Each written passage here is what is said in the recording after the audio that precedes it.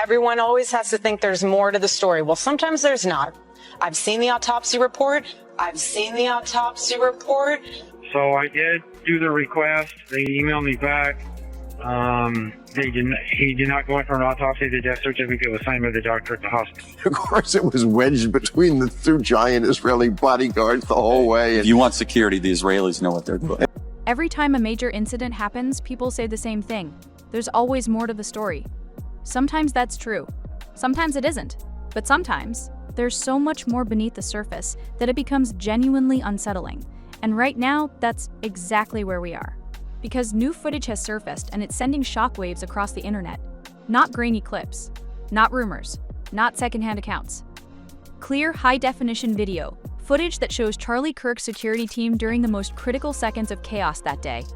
And instead of calming doubts, it's doing the opposite. It's raising questions no one seems willing to answer. People are now dissecting every frame, every movement, every pause. Why did trained professionals hesitate? Why did communication appear to collapse? Why did multiple guards seem frozen at the exact moment they should have acted? And why, in the middle of the panic, did one guard make a subtle hand gesture that has the internet convinced this wasn't just random confusion? But here's the part that makes the story truly disturbing. Through all the noise, all the theories, all the new footage, one person has remained unusually silent: Erika Kirk. Her husband was seriously injured. Security was right there. Yet she hasn't publicly questioned the failures that day. Instead of demanding answers from the people tasked with protecting him, she is now reportedly working alongside them. Yes, the same men who were on duty that day are allegedly back inside her inner circle. Why? What's happening behind closed doors? And why does this new footage appear to contradict the official version of events almost entirely? Let's slow this down and walk through it carefully. Because the cracks in the official story begin right at the start. The event at UVU on September 10th was not supposed to be chaotic. It was marketed as a controlled, high-security appearance. Every movement planned, every exit route managed, every risk accounted for by top-tier professionals. Yet within minutes, everything unraveled. Witnesses describe a scene that felt off from the very beginning. Security looked disorganized, communication appeared fragmented. The crowd didn't know what was happening, and neither, it seemed, did the guards. For a team filled with former law enforcement and military veterans, that lack of coordination made no sense. Then the new footage reveals something even stranger. Just moments before the chaos erupted, the security formation shifted. Not in a frantic scramble, not in reaction to a visible threat. It looked deliberate, as if a quiet instruction had been given. Several guards appear to step away from assigned positions at the worst possible moment. Multiple attendees independently claim they saw guards move seconds before the incident. Was that a routine adjustment, or something else entirely? And then there's the hand signal. In the footage, a guard standing close to Charlie makes a quick, subtle gesture. It happens fast, blink and you miss it. But once you see it, you can't stop seeing it. People have replayed that moment thousands of times. Slowed it down. Zoomed in. Analyzed it frame by frame. Was it instinct? A nervous tick or a silent command? No one knows. And the silence from those involved only deepens the mystery. Because private security teams are trained for one priority above all else: immediate control and evacuation. Yet, in the footage, guards hesitate. They look at each other. They appear unsure. That hesitation has become one of the most replayed moments in the entire timeline. Then there's the issue of communication. Multiple guards are wearing earpieces. But when footage is slowed down, no one appears to be speaking into them during the most critical seconds. Either communication failed, or it was never used. Both possibilities represent serious failures, and yet no official explanation has been offered. Then the drone issue enters the picture. The head of the security firm allegedly claimed drones were banned at the venue, but that directly conflicts with statements from people close to the event who said Charlie viewed aerial footage while en route. So which is it? Were drones prohibited, or was surveillance active? If aerial footage existed, who authorized it? And if surveillance was active, how was a threat missed? These contradictions keep stacking up. Federal investigators claim everything happened within seconds, that Charlie was struck, evacuated, and stabilized almost immediately. But people who have reviewed raw footage say the timeline doesn't match what's visible.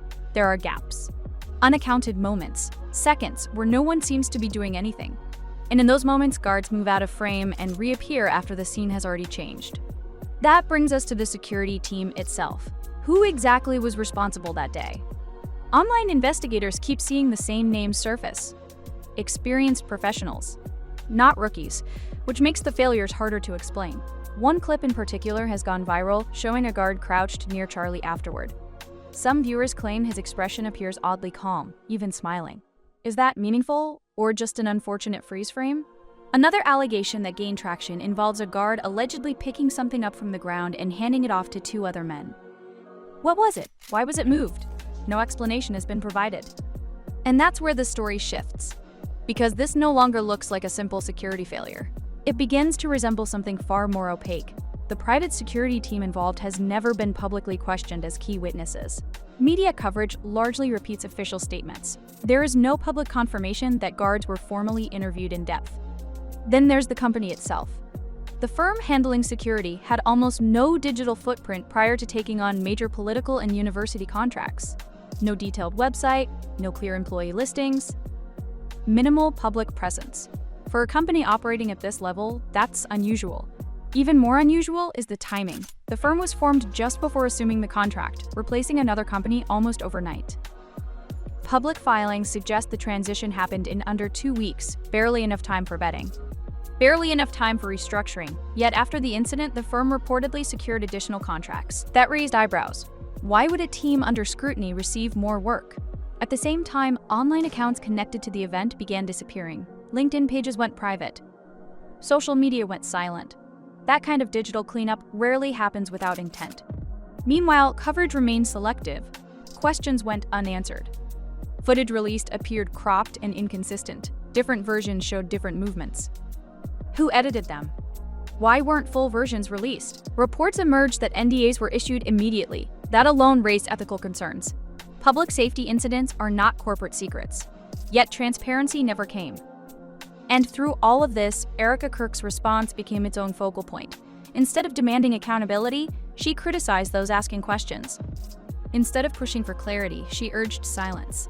She framed the discussion as harmful, as unnecessary. But the question people keep asking is simple.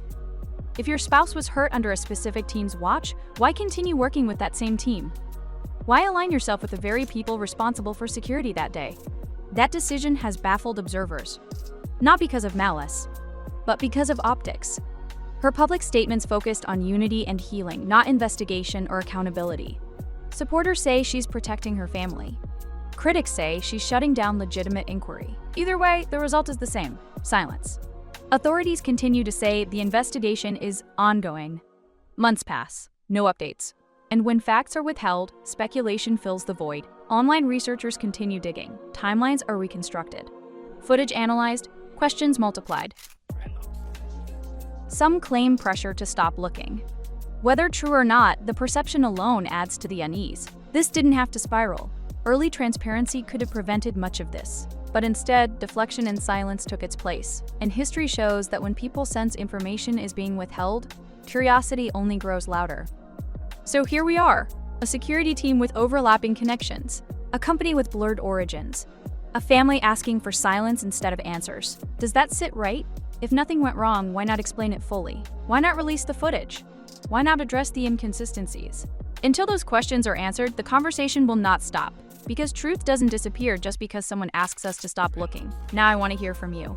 Does Erika's silence make sense? Was this just incompetence or something more? Drop your thoughts in the comments. If you want to stay updated as new footage and details emerge, make sure you're subscribed, because this story isn't over. And neither is the internet's curiosity. What keeps this situation alive isn't outrage, and it isn't even speculation. It's the structure of what followed the incident. Silence where process should exist. Controlled statements where transparency should be routine. In cases involving public safety, especially when high-profile individuals are involved, the standard response is documentation, disclosure, and accountability. Instead, what we've seen is an environment where basic questions are treated as hostile acts.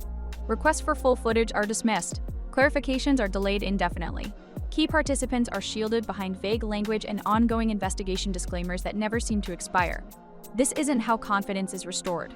This is how doubt is reinforced. The longer the public is asked to accept conclusions without seeing the work behind them, the more those conclusions lose credibility. Trust doesn't collapse in a single moment.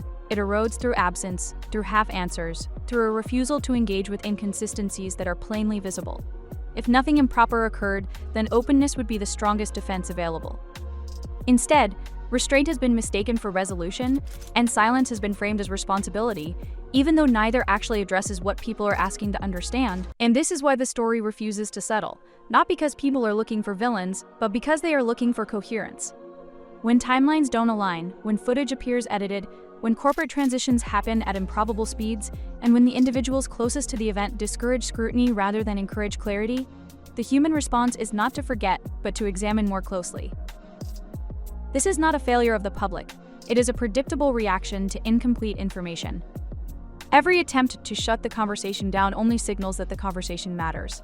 Every effort to redirect attention reinforces the sense that something remains unresolved. History has shown repeatedly that truth does not disappear under pressure. It consolidates, it waits. And when enough people notice the same unanswered gaps, those gaps become impossible to ignore. Whether this was incompetence, coincidence, or something more serious is not the central issue anymore. The issue is that until the full sequence of events is openly addressed, without editing, without deflection, without selective silence, this story will remain suspended in public consciousness. Not as a conspiracy, but as an open question. And open questions, especially ones involving public safety and accountability, do not simply fade away. They persist until someone finally answers them.